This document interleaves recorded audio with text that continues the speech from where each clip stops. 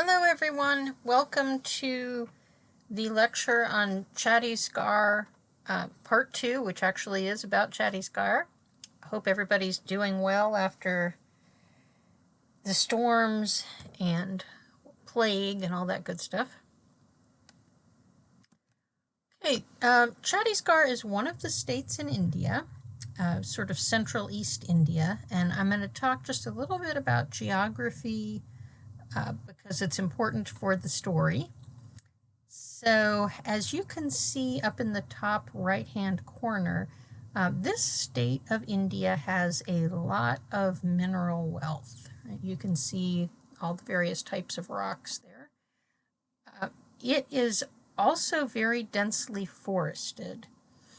And these forests are quite secluded, right? A lot of indigenous people live in them who are pretty much, not very integrated into the rest of India. So this particular state used to be part of the state of Madhya Pradesh, but in India they're always redrawing the states. So in 2000, Chhattisgarh became its own state. So it was carved out of Madhya Pradesh. And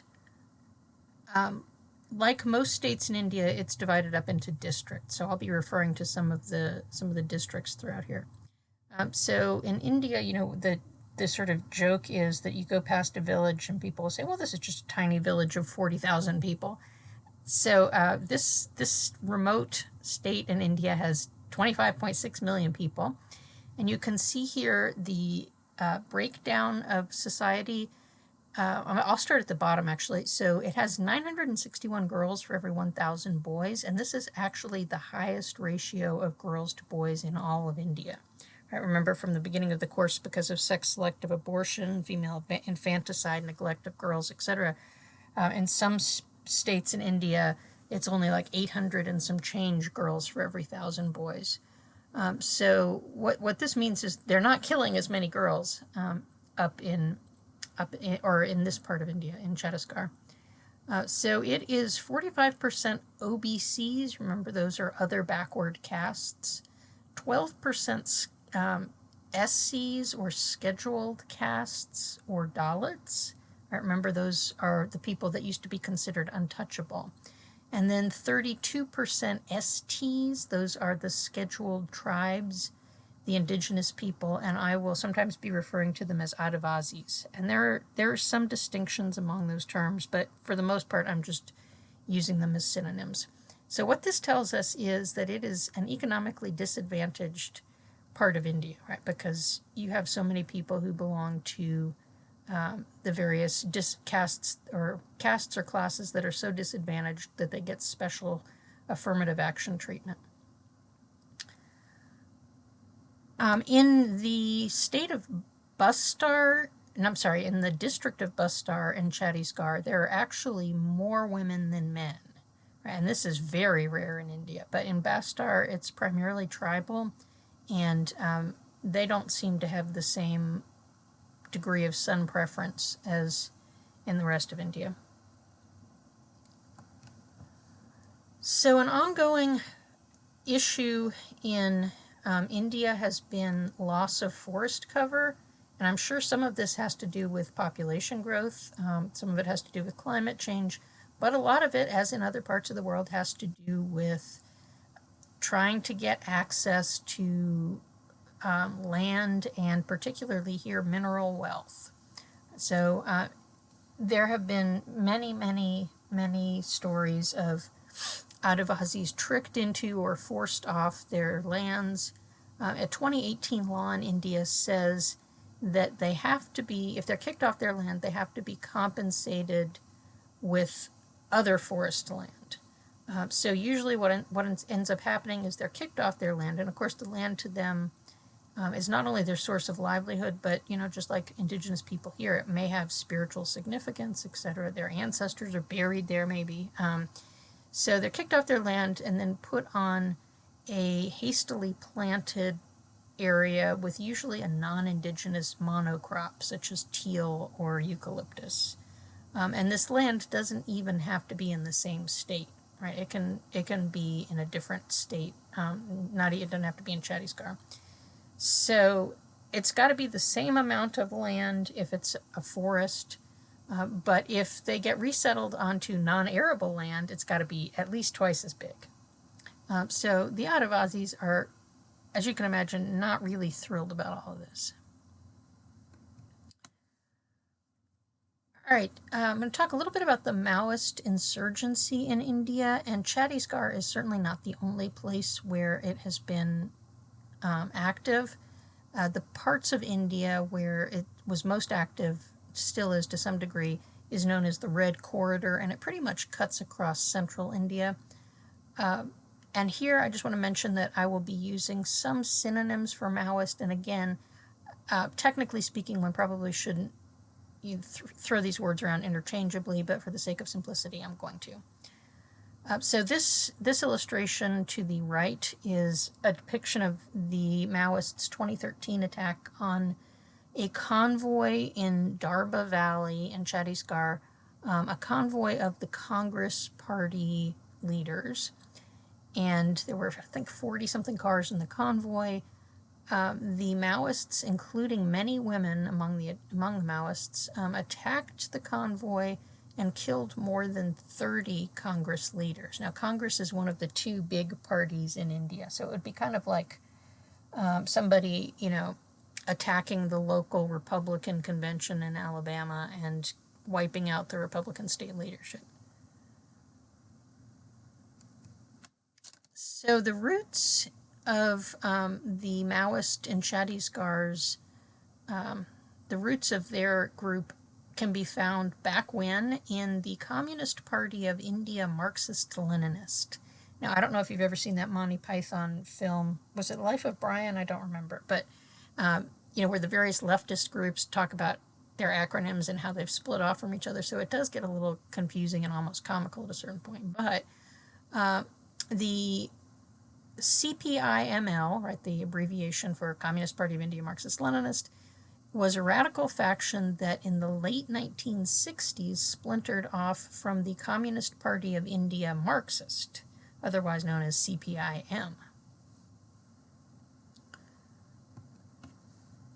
Now, in 1967, in the part of India that's West Bengal, over near the border with Tibet, there were uprisings by the indigenous peoples and by poor farmers in 3 districts. One of these districts was Nilbari, spelled with the X there, and so the entire movement came to be known as the Nilbari Uprising, or Niles, right, because of the name of one of those 3 villages. So these poor farmers had been organized by the CPIML. And as you can see here, women were active participants in this uprising. By mid-1969, the CPIML had liberated, in their terms, hundreds of villages in the area. So they rose up against the large landowners, and the slogan was "Land to the Tiller." So then, being influenced by the Chinese Communist Cultural Revolution, they formed small combat units, and they said that the purpose of these small combat units was to attack class enemies. So typically you would think of class enemies as being, the big business people, the landowning elite, etc. In practice, class enemies were anybody who criticized the CPIML or politicians and police. So they did a lot of vandalism, fighting of other Communist Party members, and attacking of traffic police. So as you can imagine, this didn't go over well with the police, and in response, the police, both at the local level and at the national level, counterattacked, and they rounded up, imprisoned most of these revolutionaries. So this weakened the Nihilite movement, but it didn't extinguish it. And you can see here that women, of course, were among the early Nihilites. So for a while, the locus of the movement was in the state of Andhra Pradesh in eastern, sort of south central eastern. I guess that's including everything except north and west, isn't it? But you can see it's sort of south central India, and so they hung out there for a while and strategized, but the police were on their tail, and so in the 80s and into the 1990s, because things were getting a little too hot for them in Andhra Pradesh, they fled into other states, especially what is now Chhattisgarh, although it didn't, of course, become that until the year 2000. And part of the reason they chose Chhattisgarh was because it had so much forest cover and a lot of it was very remote, right? So it would be hard to find somebody there. So many of them ended up near or in Bastar, and thus in the 1980s a Nihilite movement emerged in Bastar, which is in the southern part of Chhattisgarh. So before the Maoists, mostly from Andhra Pradesh, got there, it was a mix of tribal groups, OBCs, the other backward castes, scheduled castes, and then you had a number of immigrant groups. They may have actually been born there and their parents immigrated, but they were people who had come to this region within the last 50 to 100 years, and a lot of them actually were Hindus from East Pakistan that after the Civil War in 1971, in which East Pakistan became Bangladesh, and Hindus were not especially welcome there, or they didn't feel they were. So a lot of the Hindus fled to Bastar, and they are now the economic elite. They own most of the big farms and the businesses. So this area, which was still known as Madhya Pradesh, even though it's now Chhattisgarh, was deemed by the central government to be a disturbed area for 10 years, 1985 to 1995. And this was because of an uptick in violence associated with the Maoists. So the government introduced emergency legislation to Madhya Pradesh, and it was the Tada, right? Let's see, my little icon here is blocking the act. Oh, here it is, the Terrorist and Disruptive Activities Prevention Act, right? And it defined the word terrorist so loosely that it basically would apply to anybody who criticized the government. So as part of this draconian legislation, the minimum sentence for a conviction under Tada was 5 years in prison. Okay, before long, the epicenter, well, sort of expanded of the Maoist insurgency, expanded a little bit further down to Dantewada. So it's basically the far south, which makes sense because the Maoists had originally come in over the border, right? And this is an area that's heavily tribal. So this is a very remote region. It's impoverished, but very rich in natural resources. And you can see 82% of the population is tribal. Remainder is mostly scheduled castes or OBCs, right? So again, basically disadvantaged peoples. And so when the Maoists came in, they forced the tribals to provide them food, often to attend their lectures. They often implemented land reform and livestock reform in these areas. And in at least one part of Dantewada, they told each family that they had to give a family member to the Maoists, right, to join their cadre. And many of those who joined were girls. So there was some appeal of the Nihilites to the Adivasi in Chhattisgarh. The Maoist ideology or Marxist ideology that they taught was probably pretty appealing because the Adivasis had been so downtrodden, right? Many of them were so exploited by, the landlords, the business elite, etc. And also, sometimes the Maoists gave them material support. For example, the Maoists basically extorted a tax from business people in the region, kind of like the mafia gets their protection money or whatever. And so much of the tax they redistributed to the Adivazis, sort of Robin Hood-esque. Also, the Nihilites in the areas in which they controlled set up people's courts, and these operated a lot more quickly than did the formal legal system. So all these things were somewhat attractive to the Adivazis. But there were many things about the Nihilites that were probably not especially attractive. And one is that they really did not do anything to contribute to economic growth. Even those who basically support Nihilites' aims criticize them for this. And I think basically, the Nihilites wanted the revolution to come, and so they didn't really want the quality of life to improve for the Adivazis because, hey, that might slow down the revolution. That's just my suspicion. But the Nihilites also, as I've mentioned, recruited and even in some cases apparently forcibly conscripted the Adivazis' children, including girls, as you'll read about in the chapter if you haven't already. And this probably didn't endear them to the parents. They also engaged in a good bit of murder, some of traditional leaders and suspected informers. I went back through my records and I went back through on the internet, and it does appear that most of their targets were police or politicians, right? So it doesn't look like for the most part their targets were civilians, but some of them were, and their murders were usually done in pretty gruesome ways. Okay, I'm going to talk a little bit about the counterinsurgency, so the state's movement against the Maoists. So originally, they started to try to crush the Maoist insurgency with the CRPF,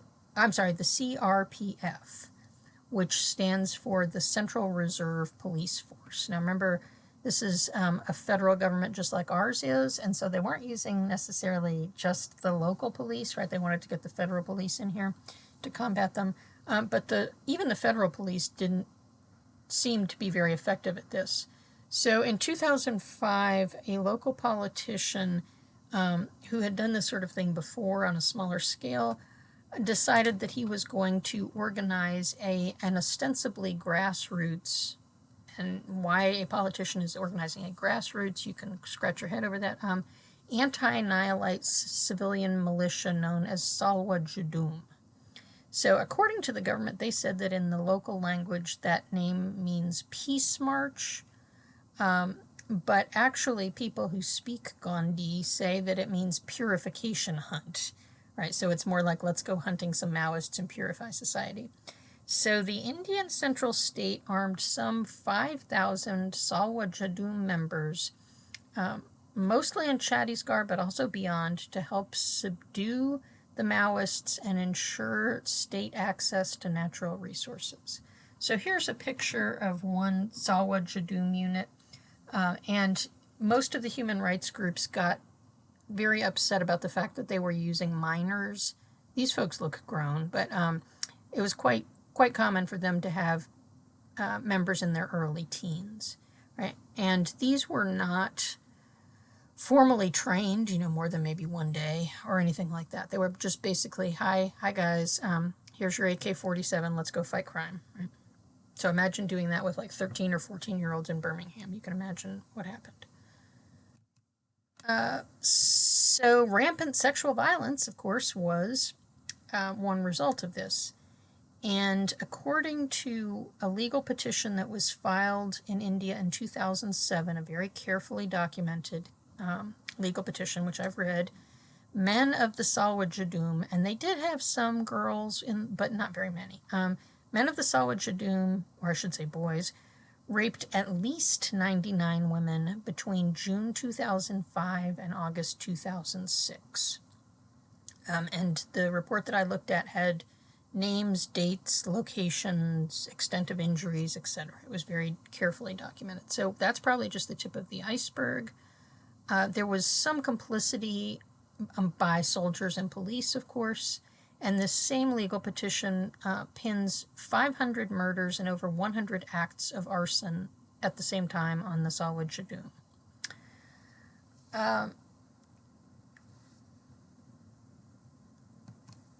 So in terms of who was victimized, again, they documented it very carefully, but for the most part, they were Adivasi. Right?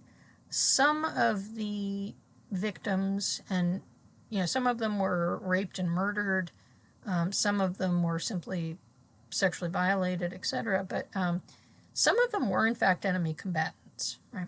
And this one that I've marked here, I just went through the manuscript I was doing. I picked one name, and this one, apparently she was not a Maoist combatant. She was not a Nihilite, but she did work with the Nihilite village mass organizations, right? So I guess they would say she was like an overground worker or something. She wasn't a fighter for the Nihilites, but she did do some propaganda work for them. So that made her a target. Some of them were simply supporters, like Corsa here. Some of them, or a lot of them actually, were related to suspected Maoists, right? So frequently they would show up at a home, they'd be looking for the son. Son's not there, so instead they attack the daughter, right? And some just simply happened to be in the wrong place at the wrong time.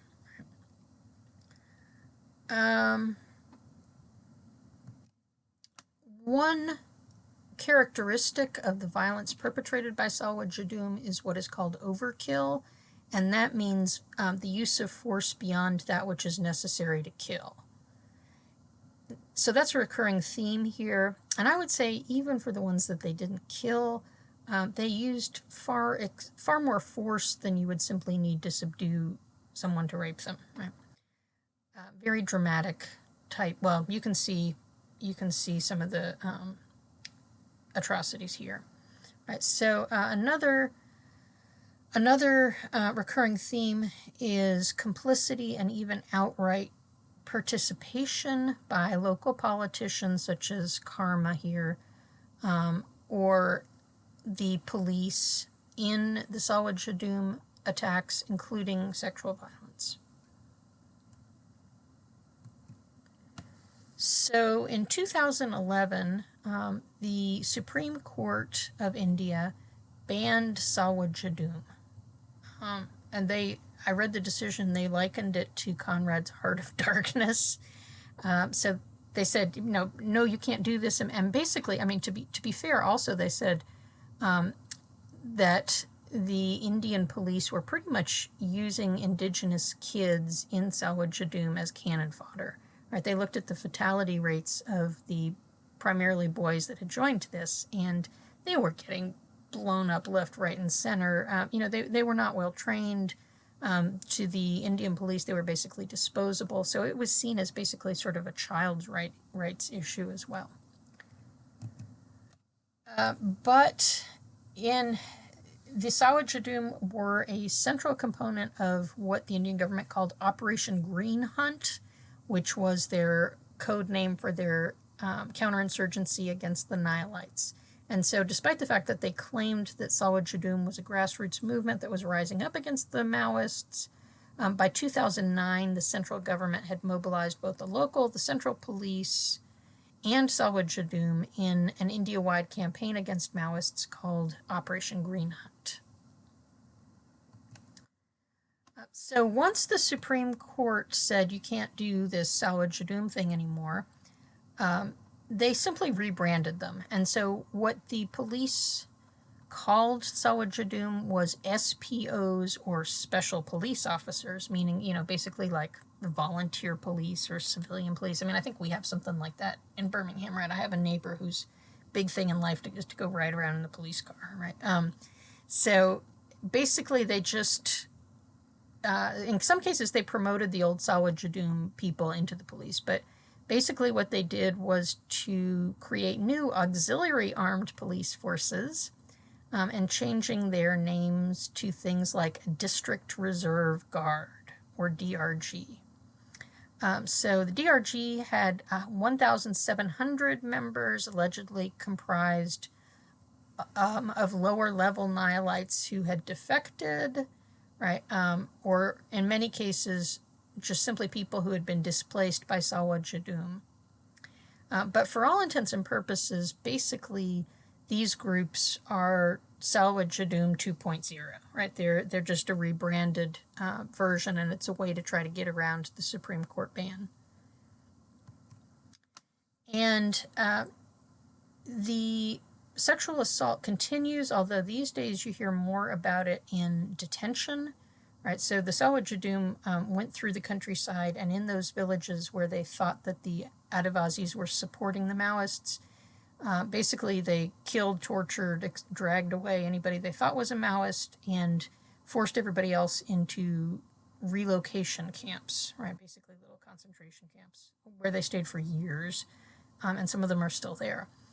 But for the women that were dragged away, very frequently there was molestation and sexual assault. And again, using overkill, right? So this is a famous activist who has said, and I think there's medical evidence to support this, that she was, basically object raped with stones while she was in prison. And worse, actually, but I'll leave it at that. So these days, the police are also known for encounters, and this basically means extrajudicial execution.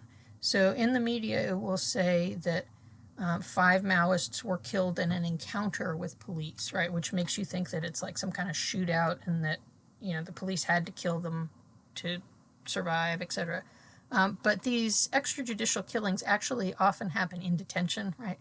And when they torture people, the idea with torture is that you bring them close to death. Well, it can be kind of hard to gauge sometimes. So I don't know if they're intentionally killing them or simply torturing them and get a little carried away or whatever. But encounters are a way of disposing of the Maoists. So over the last few years, there has been a definite weakening of the Nayalite movement in India, in part because of a ferocious crackdown by the government, in part because of factional infighting, in part because they brand themselves, and again, I've looked at their propaganda, they brand themselves as a Chinese Cultural Revolution style group, and some of the propaganda, it's in English, but they pretty much borrowed it lock, stock, and barrel from 1960s China, and it just doesn't really fit in today's world, and a lot of it is probably not really culturally relevant in Chhattisgarh. And as you will or have read about in the assigned reading, a lot of women have surrendered. Well, some men have surrendered too, but a lot of women have surrendered, and they do have programs to integrate the former Maoist combatants into anti-Maoist units. So when you read the chapter on Chhattisgarh, Bangles and Bayonets, two questions I had in mind were whether the author engages in sex stereotyping, right? She definitely seems to think that all women want to be mothers and that that's, basically your true calling. So the refrain over and over again is that these armed, militant killer women really are not truly fulfilled until they have a baby, right? And she's definitely into romance too, right? Every story has a romantic twist. And then also, I had some questions about ethnic stereotyping. Now, I wouldn't say that the author is a racist or anything like that, but she's not an Adivasi, right? And she's coming from a different part of India. So when she describes the tribals in India, right, she's describing them as being free, so much freer, and, that they're tougher. I don't know how ideologically committed she sees them as being, right? It's for most of the girls that she's describing, or young women that she's describing here, I don't think she doesn't really depict them as being like Maoist intellectuals or anything, right? It's mostly like love of adventure or something that draws them to the cause. So, again, I don't think she's, engaging in blatant racism, but I do think that there is a little bit of stereotyping going on concerning her depiction of the tribals. So I'm interested to see what else you come up with out of that chapter on the discussion board. And that's that for this lecture.